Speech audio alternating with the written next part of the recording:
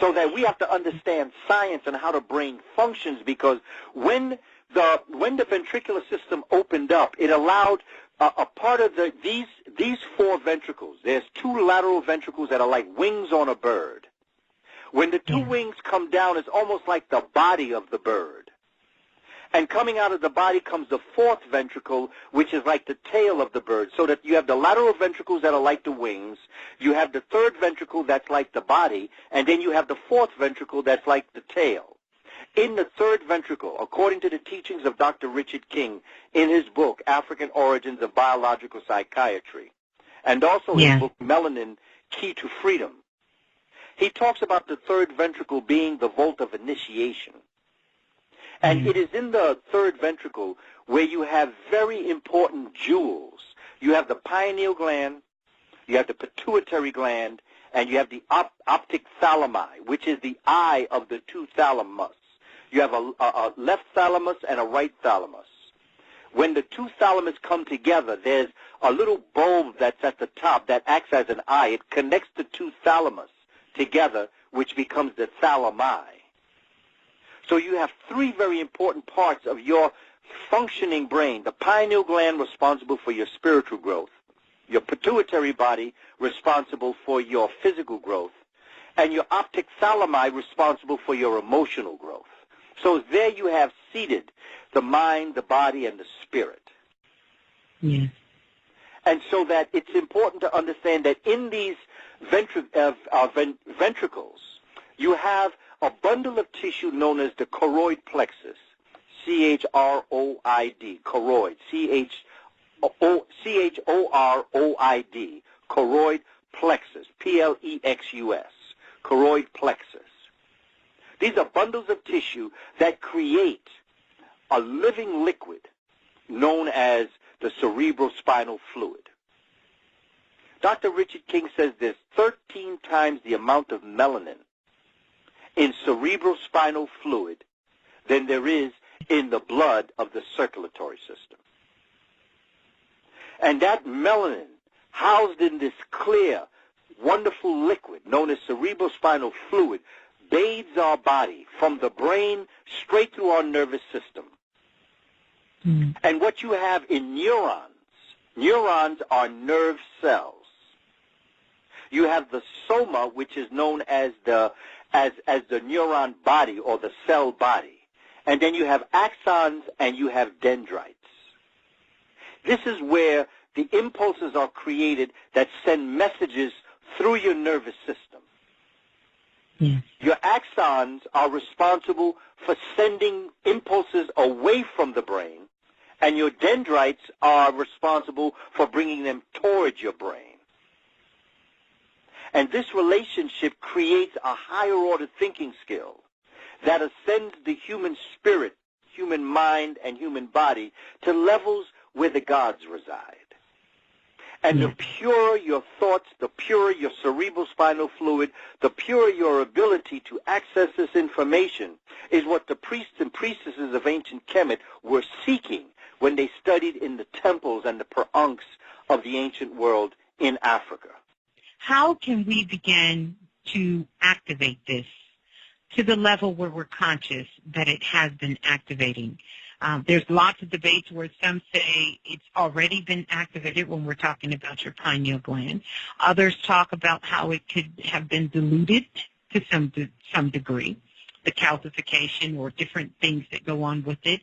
Or there's even been cases where people believe that their pineal gland has been sort of removed from them for whatever reason. Can you speak to those?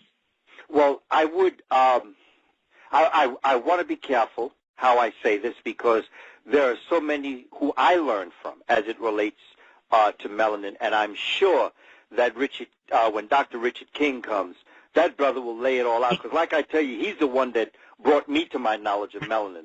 But I would say that there's very little chance of it being removed. It's there. It's just buried in all of the nonsense that we have to go through.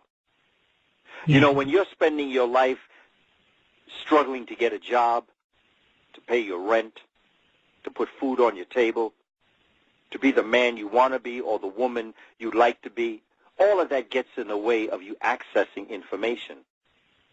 Yeah. In a world where African folk were able to be who they were meant to be, didn't have to worry about things that human beings are meant to be, have to worry about today. There are things that no matter how, if I want to use the word simple, carefree, very careful I want to say, but in many African nations where people live a life that is stress-free, they're able to be who they were born to be. And out of that comes a wonderful experience in life. What's happening in the Western world right now is probably the greatest curse that has ever hit mankind. The kind of lives that we are made to live right now, nobody was meant to live like this. Nobody should ever worry about where their next meal is coming from, or having a house over, a roof over their head, a place to live, clothing on their back. There are fundamental principles that no human being should ever have to worry about. And when you're around people who have a vulgar display of materialism, and then the other side is a horrific display of a lack of basic essentials in life, there's something very wrong with that society. So I don't think that it is that you don't have the pineal gland. I believe that you must use it constantly, which I think our people are using it. It may not be used in the same way that it could be if we were free of a lot of this torture, but I do think that we access our pineal gland just surviving. Oh. Right, so true, so true. Our ancestors on the plantation, their pineal gland was at its optimum. I could imagine what their pineal gland looked like in order for them to survive, to come forward to another day. So that I think that we have it. One thing I recommend us do is to read books by African scholars that talk about melanin, because I've noticed that when I've read European American-based books, they will not tell you what it's about. Very, very few will ever really tell you what it's about.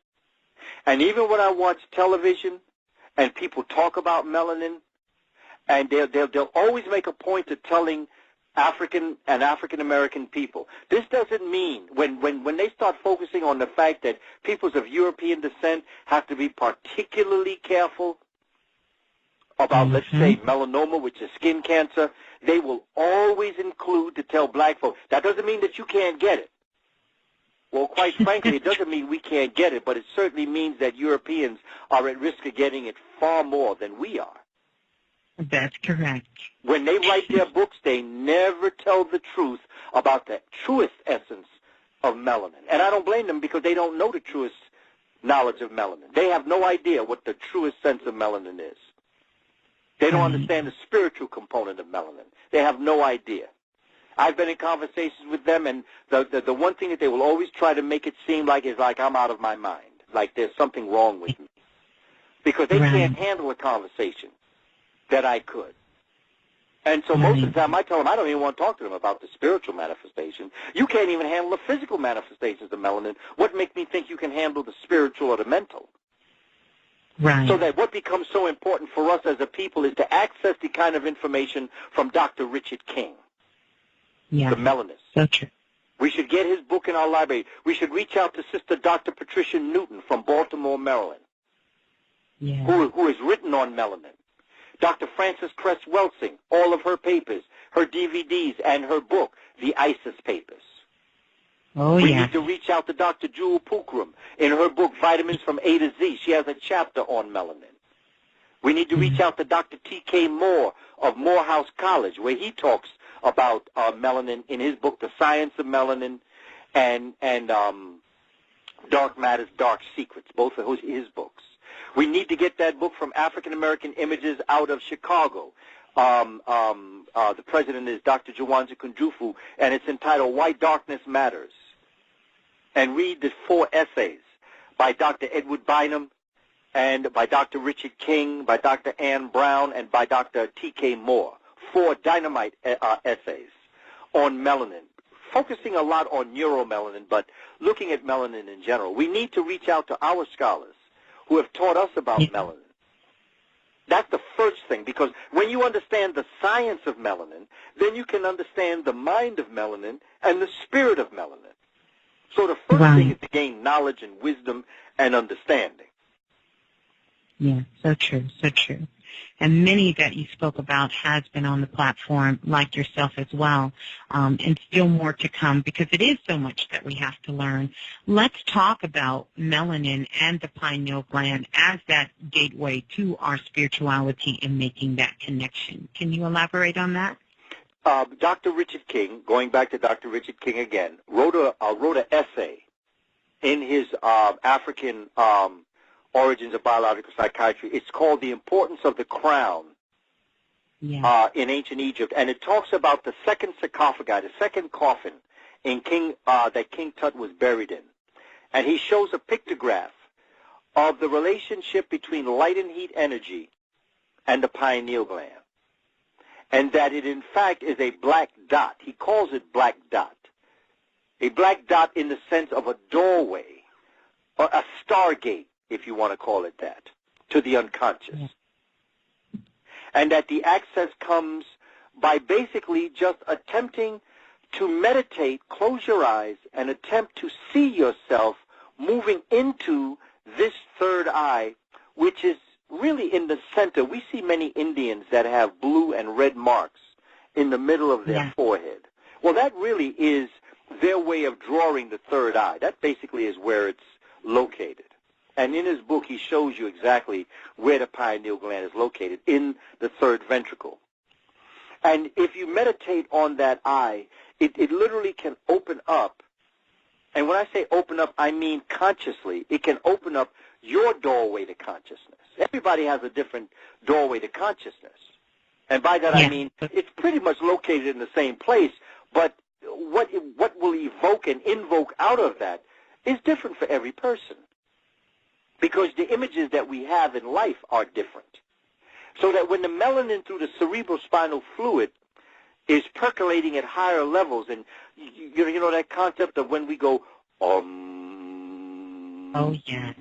in meditation, you tickle or you percolate an area in your brain known as the shittite, which is sitting in this cerebrospinal fluid.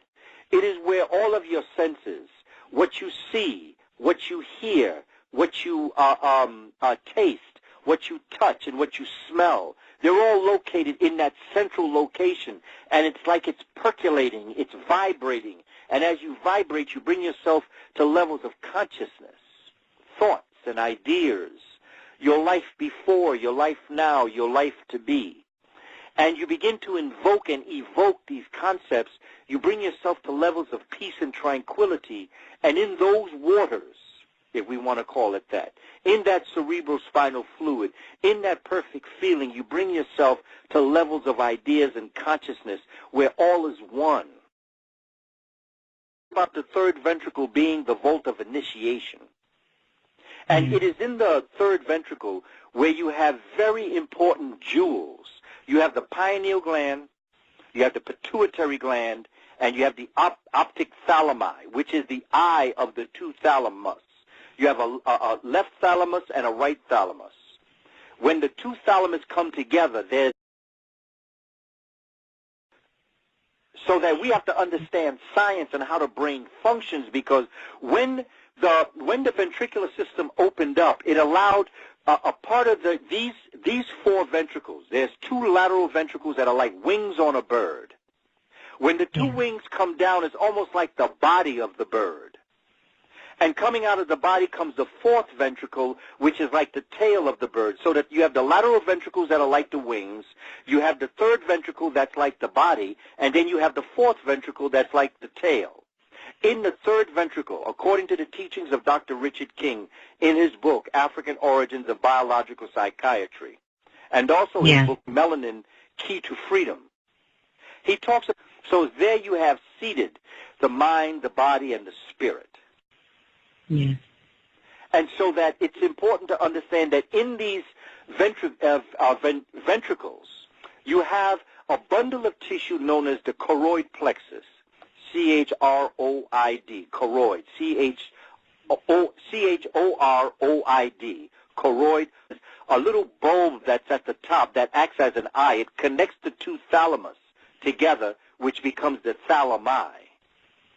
So you have three very important parts of your functioning brain. The pineal gland responsible for your spiritual growth, your pituitary body responsible for your physical growth, and your optic thalami responsible for your emotional growth.